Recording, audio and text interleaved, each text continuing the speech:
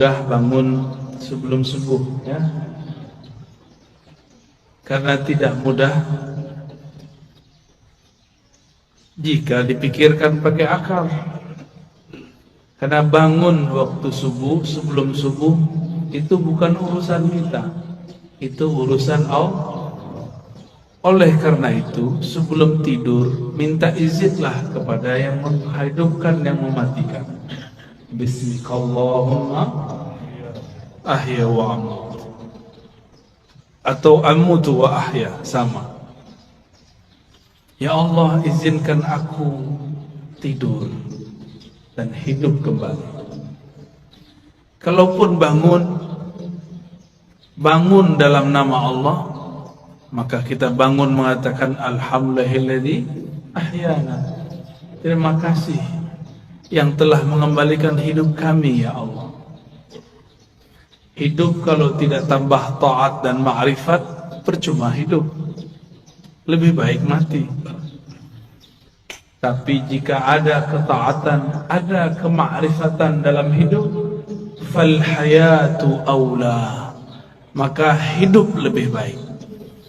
Maka ketika ada seseorang mengeluhkan sakitnya dan dia mengatakan mati sajalah aku, apa kata Nabi? La tas'alul maut, la tatamannawul mauta. Jangan pernah berangan-angan pengen mati. Sakit badanku, iya sakit, tapi jangan pernah minta mati. Karena jika engkau mati, inqata'al amal, engkau tidak dapat lagi beramal. Ya, engkau tidak dapat lagi beramal. Dan ingat, orang kalau sudah mati, dia harus tetap menyempurnakan rohaninya. Tapi di alam sana sangat lama dan panjang sekali. Maka mumpung masih di dunia, jauh pun kita kejar, susah pun kita cari. Yang penting mengenal Allah dapat dicapai di bumi, supaya jadi bekal masuk ke alam yang lain. Bapak Ibu yang melekat Allah, kalau pernah keluar negeri atau keluar kota, kalau kita tamu dari yang punya kota, kita disambut, tidak perlu diperiksa, benar nggak? Cukup ditandai, oh si anu orangnya. Tapi kalau kita tidak kenal dengan yang punya kota, maka kita diperiksa. Alam ini dicipta karena Allah cinta kepada baginda Rasul sallallahu alaihi wasallam. Jika seseorang kenal Allah, kenal Rasulullah, maka dia masuk ke alam ini hormat kepadanya. Dia masuk ke alam barzakh, yang jaga alam barzakh pun respect kepadanya. Jika dia masuk padang mahsyar, maka yang di padang mahsyar pun melindunginya. Kita mau datang ke satu tempat, kenal penguasanya, dijaga tidak? Dijaga. Yang jadi raja, pemimpin di alam semesta, itulah baginda Rasul sallallahu alaihi wasallam. Beliau bergelar Sayyidul Alamin, penghulu alam semesta. Apabila saya kenal Rasulullah sallallahu alaihi wasallam, maka ketika di alam barzakh Rasulullah lah yang menyambut. Tapi kalau kenalnya baru imam, lumayan, imam itu nanti yang akan sambut. Kalau kenal Allah, pasti kenal Rasulullah. Tidak ada orang kenal Allah kecuali lewat pintu Rasulullah. Maka ma'rifat, mengenal, ada dua jalur. Ada ma'rifat Muhammadi, mengenal dengan jalur Nabi Muhammad. Ada ma'rifat Azaziliyah, Iblisiyah, ada mengenal jalur iblis. Kenal juga, tapi kenal dengan cara yang tidak benar. Allah Subhanahu wa taala mengatakan, "Qul in kuntum tuhibbunallah fattabi'uni." Katakanlah, jika engkau betul cinta kepada Allah, maka ikutilah jalanku. Ikutilah aku. Ikuti Rasulullah SAW. Maka banyaklah kelompok yang mengaku dialah yang paling ikut Rasulullah SAW. Yang diikut bukan model baju, yang diikut akhlak yang punya baju. Kalau model baju berubah-ubah per zaman, ini bajunya kurang sunnah nih sebagiannya. Rasulullah itu suka pakai baju impor. Percaya tak? Baca Sahih Bukhari. Rasulullah selalu pakai baju dari luar negeri, dari Bahrain. Beliau tinggal di Madinah. Dari Persia, dari Romawi, dari Yaman, dari Mesir, dari Syam. Selalu memakai pakaian dari luar. Ada yang beliau beli, ada yang dibelikan. Tapi lebih banyak dibelikan orang, ya. Karena setiap kali ada orang datang, kasih beliau SAW hadiah. Bahkan dalam hadis yang sangat masyhur, ada seseorang memberi hadiah kepada Nabi SAW.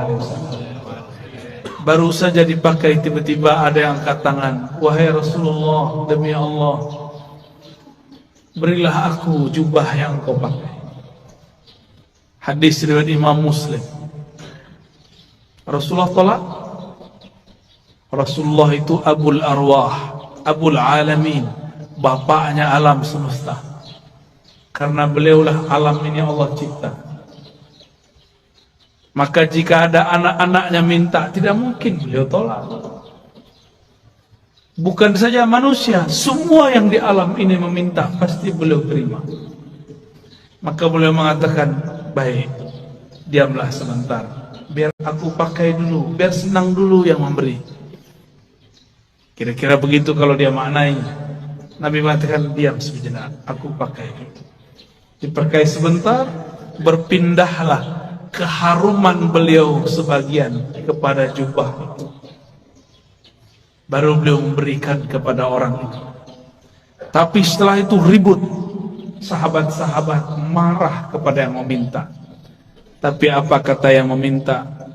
"Tahukah kalian untuk apa aku meminta ini? Aku meminta jubah Rasulullah untuk menjadi kain kafanku jika aku masuk kubur." Jadi beliau ingin dapat bau Rasulullah SAW. Keharuman Nabi tercium sampai ke langit.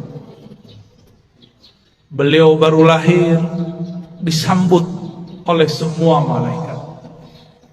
Beliau lagi main-main, diinteli, disorot oleh malaikat-malaikat. Mereka ingin pastikan, inikah orang yang harum itu? Begitulah kata Jabir ibn Samurah, Anas bin Malik, dan sahabat-sahabat yang lain. Tidaklah Nabi melewati satu tempat, melainkan tempat itu ada harum Rasulullah di sana. Ketika Nabi pergi, harumnya masih tersisa. Sallallahu alaihi. Itulah sebabnya Imamuna Imam Malik, guru dari imam kita Muhammad bin Idris Asy-Syafi'i, jika beliau masuk kota Madinah, beliau langsung melepaskan sandalnya dan berjalan di bawah, tidak menggunakan kendaraan apapun. Lalu orang-orang bertanya, "Itu raja-raja masih naik kendaraan, kenapa engkau nyengker jalan kaki?" Apa jawaban Imam Malik yang wafat 179 Hijriah? Sudah jauh setelah Rasulullah, tidak bertemu fisik Rasulullah sallallahu alaihi wasallam. Apa kata beliau? "Aku malu di mana ditaruh wajah Malik. Dia berjalan dengan kakinya yang gagah di atas kendaraannya yang megah, tapi di bawah tanah ada jasad Rasulullah sallallahu alaihi wasallam." Oleh karena itu, Allah muliakan Imam Malik bin Anas dengan memandang Rasulullah setiap kali dia tidur. Ma bittu lailan illa wa ra'aitu an-nabiyya sallallahu alaihi wasallam. Tidaklah aku tidur melainkan aku bermimpi memandang Rasul sallallahu alaihi wasallam.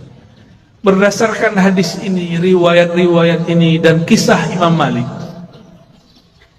orang-orang semuanya beradab kepada Rasulullah. Satu kali Rasulullah SAW berganti mimbar. Tadinya bersandar di pohon pelepah atau belahan-belahan pohon kurma. Tiba-tiba ada orang Rum, orang Syam.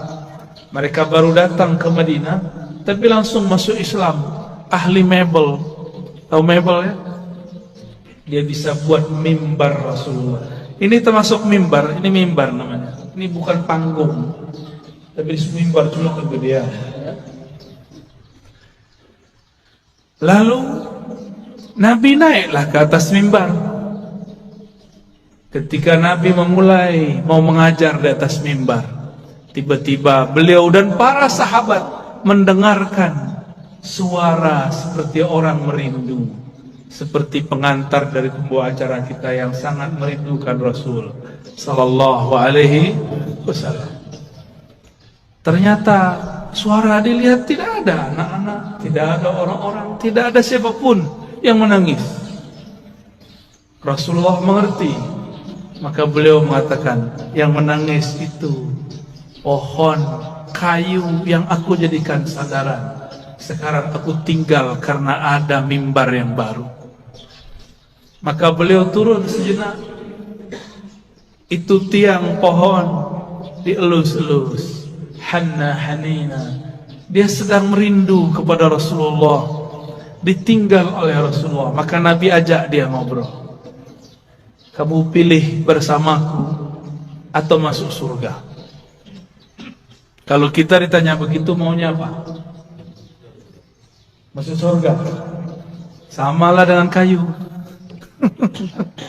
Kata si kayu, masuk surga wahai Rasulullah. Ya, tinggian dikit daripada onta ya.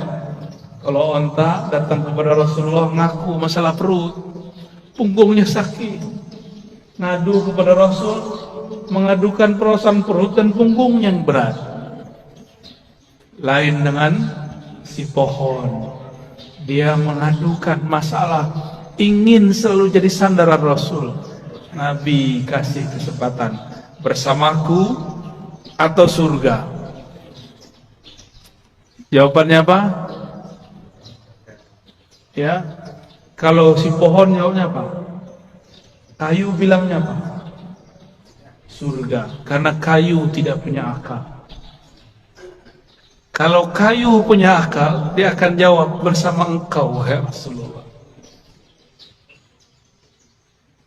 Ya, jadi yang berhati kayu minta surga deh ya. Berarti di dalam kayu ada ruh yang merindu. Tidak mungkin kayu bisa nangis jika tidak ada ruh di dalamnya. Maka di sini ada ruh. Ada ruh. Di alam semesta ada ruh. Kalau bahasa kawan-kawan ilmu pengetahuan, ada energi. Di alam semesta ini bertebaran energi-energi yang aktif. Elektromagnetik kata orang, dan itu tarik menarik. Apa yang membuat dia paling tertarik? Yaitu sosok baginda Rasul sallallahu alaihi wasallam, atau siapapun yang terhubung kepada Rasulullah sallallahu alaihi wasallam. Maka datanglah seseorang kepada baginda Rasul sallallahu alaihi wasallam, minta izin untuk cium tangan dan kakinya. Ada lagi orang datang karena tidak ada Rasulullah, Rasulullah sudah dikubur. Maka datanglah kepada khadam Rasulullah, pelayan Rasulullah, Sayyidina Anas. Orang ini mengatakan, ya Anas, manakah mata yang dulu mata itu memandang Rasulullah? Izinkan aku mengecup matamu. Ada lagi yang datang kepada Jabir, datang kepada sahabat-sahabat lain, mengatakan, manakah tangan yang dulu tangan engkau pernah bersentuhan dengan tangan Rasulullah sallallahu alaihi wasallam. Izinkan aku mengecupnya, memegangnya. Begitu dulu mereka merindukan Rasulullah sallallahu alaihi wasallam, yang tidak dapat memandangnya, memegangnya, maka pandanglah siapa yang pernah memandangnya sallallahu alaihi wasallam. Tiadalah mukmin memandang Rasul sallallahu alaihi wasallam kecuali bertambah cintanya. Tiadalah kafir memandang Nabi kecuali bertambah kufurnya. Tiadalah munafik memandang Nabi sallallahu alaihi wasallam kecuali bertambah kemunafikannya. Maka memandang Nabi pun bukan tanda orang itu selamat. Dengan apa dia memandang? Abu Jahal pandang Muhammad bin Abdullah atau Muhammad Rasulullah. Siapa yang dipandang oleh Abu Jahal, Abu Lahab? Muhammad anak saudaraku. Dia tidak pandang Muhammad Rasulullah sallallahu alaihi wasallam. Satu kali Jabir ibn Samurah diajak jalan-jalan oleh Rasulullah sallallahu alaihi wasallam. Sampailah di satu tempat. Tiba-tiba ada seorang ibu-ibu membawakan anak kecil, mengatakan, "Wahai Rasulullah, anakku diganggu jin setiap hari." Lalu Nabi cukup pegang dada itu si anak, ditepuk-tepuk. "Wahai musuh Allah, keluarlah. Ya aduwallah, ukhruj." Cuma begitu beliau meruqyah, keluar itu setan. Kalau kita sudah baca Al-Baqarah, sudah khatam, enggak keluar-keluar jinnya. Ya, belum baca ayat kursi. Apa yang salah? Bukan ayat kursinya kurang sakti, kau kurang yakin. Itu masalahnya. Rasulullah SAW sumber keyakinan, maka tidak perlu baca-baca. Beliaulah Al-Quran yang berjalan. Ketika Sayyidah Aisyah mengatakan akhlaknya Rasulullah adalah Quran, berarti Rasulullahnya apa? Jika akhlaknya Quran, sifatnya apa?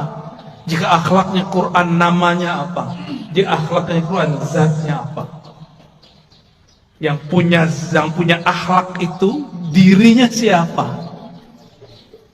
Tentulah ia hakikat dari Al-Quran itu sendiri. Maka jika Rasulullah meruqyah orang cukup sentuh hilang. Kita sudah hembus 10 kali enggak hilang-hilang karena merasa pintar, ya? Tidak melalui Rasulullah sallallahu alaihi wasallam. Dulu ada makhluk paling hebat di langit dan kemudian menjadi penguasa surga. Dia bergelar Harisul Jannah atau Khazinul Jannah, pemegang kunci surga. Sayang tidak pernah solawat kepada Rasulullah SAW. Bagaimana dia mau solawat? Ternyata kadang-kadang orang itu diuji dengan orang yang paling dia benci. Iblis diuji untuk sholawat kepada makhluk keturunan dari orang yang dia paling benci. Siapa yang paling dia benci? Nabi Adam. Nabi Adam punya keturunan namanya Muhammad bin Adam. Masih ingat kisah Nabi Musa didatangi iblis? Ya. Apa kata si iblis? Musa, aku mau taubat nih. Jadi iblis pernah sadar sebentar, ya. Itu sadarnya iblis pertama kali. Mus, mau tobat nih gimana nih? Apa kata Nabi Musa? Oh gampang. Nih saya tunjukin jalannya. Dulu perintah yang disuruh kepada engkau masih berlaku. Apa itu? Sujudlah kepada Adam. Tuh, saya tunjukkan itu kuburnya. Sujudlah kepadanya. Iblis matanya langsung nyala. Dia bentak Nabi Musa, "Hei Musa, engkau main-main. Dia hidup pun aku tidak sujud, apalagi sudah bau tanah." Tambah sombongnya. Maka tidaklah setiap hari memandang iblis kepada kekasih Allah, kecuali bertambah kekufurannya. Aba wastakbara wa kana minal kafirin. Enggan, sombong, dan dia selalu kafir.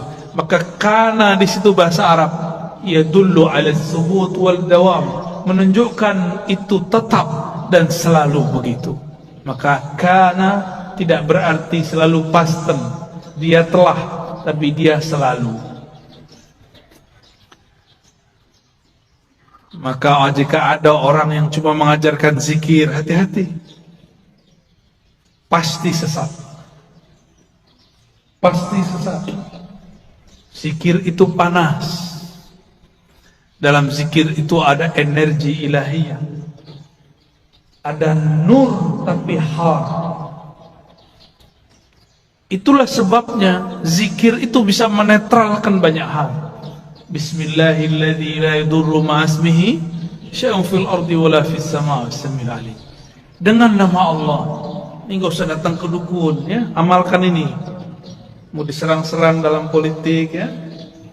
Kali Bu Bupati, Pak Wakil diserang orang, amalkan ini pagi sore, satu napas.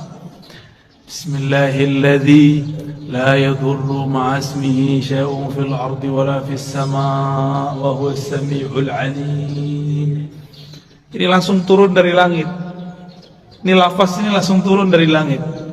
Diajarkan Rasulullah SAW kepada sahabat.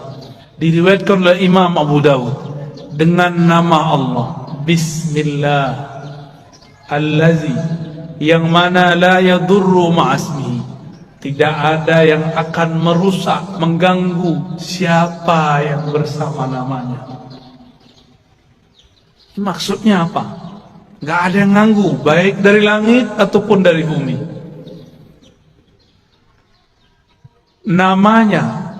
Namanya Allah, Allah titipkan semuanya ke dalam qalbu Rasulullah sallallahu alaihi wasallam. Maka orang yang datang kepada Allah lewat pancaran qalbu Rasulullah, dia langsung diterima. Kalau saya masuk kantor Bu Bupati, bawa surat sakti dari Bu Bupati, diterima nggak? Diterima. Tadi kalau bawa proposal nggak ada janjian, tolak nggak? Tolak. Biasanya kalau pegawai itu ada kartu ya, kartu pengenal diri. Apa namanya? ID card. ID card. Itu kalau kita kemana-mana pakai ID card. Tertulis di situ statusnya apa. Pasti tempat itu menghormati kita. Yang dipandang bukan kita, ID card-nya. Ya. Siapa yang membawa nama Allah, siapa yang bersama Rasulullah, maka dia akan dihormati di mana saja. Imam Ahmad bin Hanbal dilecehkan oleh Al-Ghazali, ditelanjangi Pak. Itu Imam Ahmad bicara kepada sarungnya, "Wahai sarungku, tutuplah auratku. Takutlah kepada Allah, engkau mempermalukan aku." Langsung naik itu, diturunin lagi oleh Al-Ghazali, enggak turun-turun. Al-Ghazalinya takut. Mulai Al-Ghazalinya takut, Pak. Ayah Buya Hamka mau dirampok oleh penyamun dulu di tengah jalan. Dulu kan belum ada PJR ya, belum ada polisi ngawal kalau Ustadz jalan. Dulu ayah dari Buya Hamka namanya Syekh Abdul Karim Amrullah mau dirampok, mau dibunuh oleh penyamun. Terus beliau bilang, "Tunggu sebentar, saya baca surat Yasin dulu." Yasin. Yasin itu nama siapa? Nama Rasulullah SAW. Terus ada teknik membacanya. Selesai baca Yasin, itu orang sudah sujud-sujud. Maafkan saya, bingung beliau. Ternyata ini orang melihat sesuatu ketika Syekh Abdul Karim membaca surat Yasin. Bisa begitu Pak, tapi kalau Bapak yang baca nggak ada yang aneh. Baik. Rasulullah sallallahu alaihi wasallam dielu-elukan namanya baik di langit ataupun di bumi. Coba lihat, Sayyidina Jibril bolak-balik naik langit, tapi setiap kali sampai di langit pertama selalu tanya, "Man anta?" Ente siapa? Itu Jibril. Jibril langsung bilang, "Saya orang yang bawa risalah Nabi Muhammad." Buka langsung. Sebut nama Nabi, buka langsung. Jadi pembuka pintu langit nama Nabi Muhammad sallallahu alaihi wasallam. Maka orang-orang yang hidupnya bermasalah, cobalah mulailah selawat pagi 100, sore 100, malam 100. Di senggang, lagi di motor, lagi di mobil, selawat 100 kali. Jangan kurang selawat setiap hari daripada 500 kali lah. Sembari bekerja, sembari bergerak. Apa susahnya? Kenapa bersosial media tidak susah? Tapi bersosial media dengan Rasulullah susah. Kenapa kita mau jemput rezeki? Para rezeki itu ada berkah Nabi sallallahu alaihi wasallam. Rezeki terbesar umat adalah lahirnya Rasulullah sallallahu alaihi wasallam. Suatu kali Uwais Al-Qarni hendak pergi haji. Tiba-tiba ibunya mengatakan, "Wahai Uwais, jika engkau pergi, dengan siapa ibumu?" Kata Uwais, "Baiklah ibunda, tapi tunggu sebentar, aku berikan semua perbekalanku kepada temanku yang sedang merindukan Rasulullah. Tapi dia tidak punya bekal, orang tuanya sudah tidak ada. Dihantarkanlah kepada orang tua. Entah dapat apa rasanya. Orang-orang berangkat, dia tidak bisa berangkat. Teman-temannya Uwais dan teman-temannya semua berangkat, orang ini nggak berangkat. Tiba-tiba Uwais ketuk pintu mengatakan, "Wahai Tuan, wahai sahabatku, ini semua bekalku, aku berikan kepada engkau." Orang ini lagi sujud, ingin berangkat tapi tidak punya uang, ingin berangkat tidak punya kendaraan. Apa yang dia rasakan?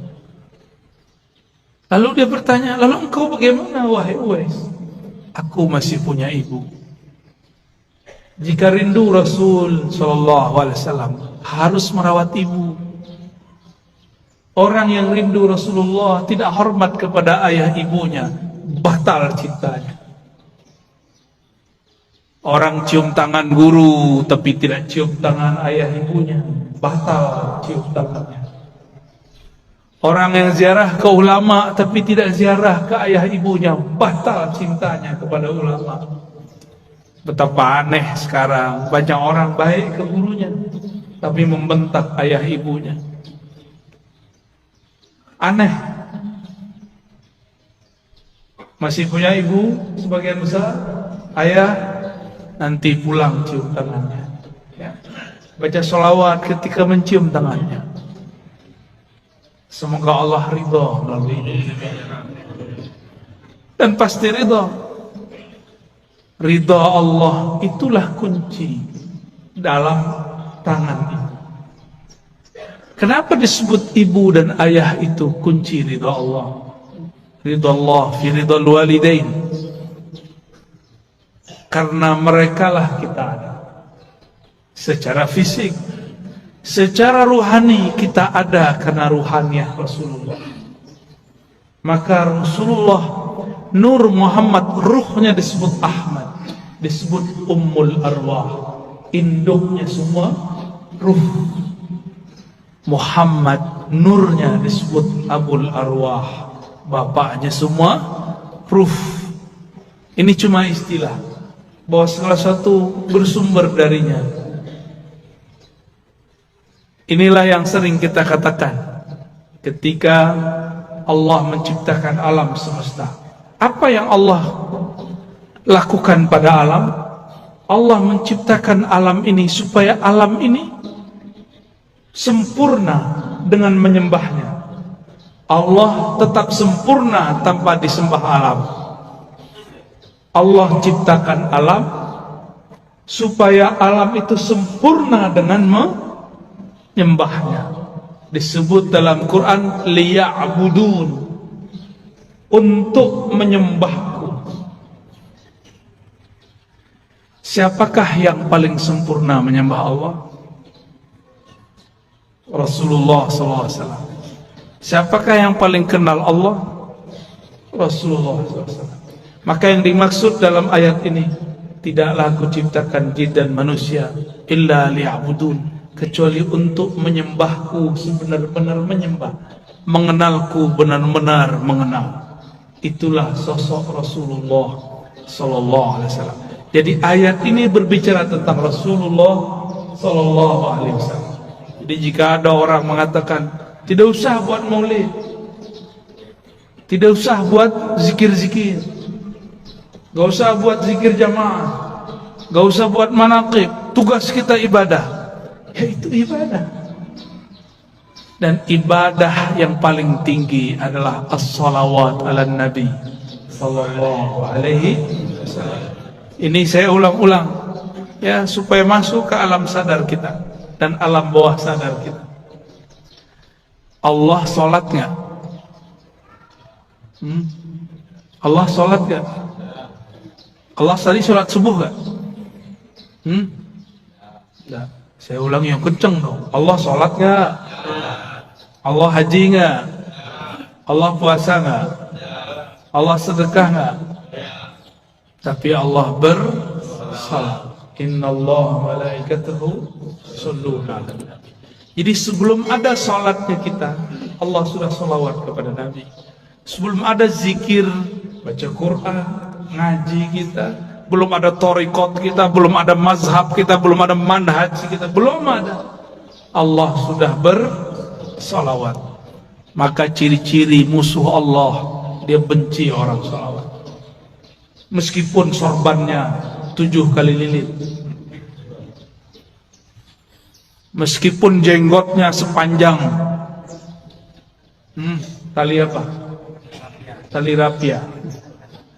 Oh Pak, kayaknya kesal banget orang itu ya. Korban sepertinya ini ya. Nggak ngaruh ya.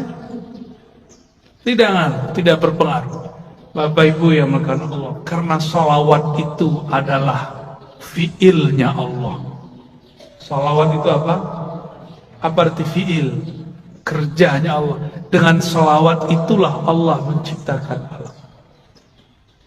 Sholawat itu artinya cinta dan kasih sayang. Maka kalau kita sholawat, Allahumma sholli ala Sayyidina Muhammad, apa artinya? Ya Allah, sampaikan cinta, salam, kasih sayang kepada baginda Nabi Muhammad. Jadi sholawat itu jangan pakai terjemahan biasa. Ya Allah beri sholawat ke Nabi Muhammad. Itu bukan memaknai. Itu namanya translate, menterjemah. Bersolawatlah dengan rasa. Bersolawat dengan rasa. Kita mengatakan, Ya Allah, balligh salami wa salati ala Sayyidina Rasulullah. Sampaikan salamku, rinduku, cintaku kepada Rasulullah sallallahu alaihi wasallam. Kalau sudah cinta, apapun yang disuruh, yang dimintanya, mau nggak? Dulu kita belum kenal orang, ngasih 500-nya susah. Sekarang sudah jadi pasangan, mau dia minta 5M, kalau ada kita kasih, kalau nggak ada, sholawat. Jamaah subuh yang diberkahi Allah, bahkan subuh ini ada karena salawat kepada Rasulullah sallallahu alaihi wasallam. Was-subhi idza tanaffas. Begitu ayatnya. Demi waktu subuh yang berhembus, yang bernafas. Jika Allah tidak bernafas dengan salawatnya, maka bunyi nafasnya Allah salawat kepada Rasulullah sallallahu alaihi wasallam.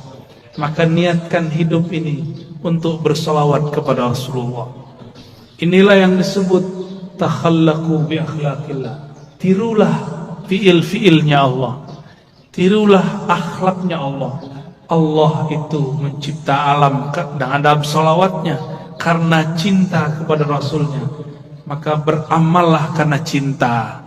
Bukan lagi buat maulid, buat manakib karena ada hajat. Pak Kiai, Pak Ustaz, doakan saya bisa beli apa? Beli rumah. Pak Kiai, doakan saya beli mobil. Pak Kiai, samalah kau dengan onta, ya. Onta datang ke Nabi, ya Rasulullah, perutku lapar, tugasku banyak, tuanku nggak tahu diri. Onta datang nangis, yang dikadukannya bukan ya Allah Rasulullah, izinkan aku bersamamu, nggak ada dia ngomong begitu. Onta, paham onta? Si kayu ngomong, aku ingin di surga aja.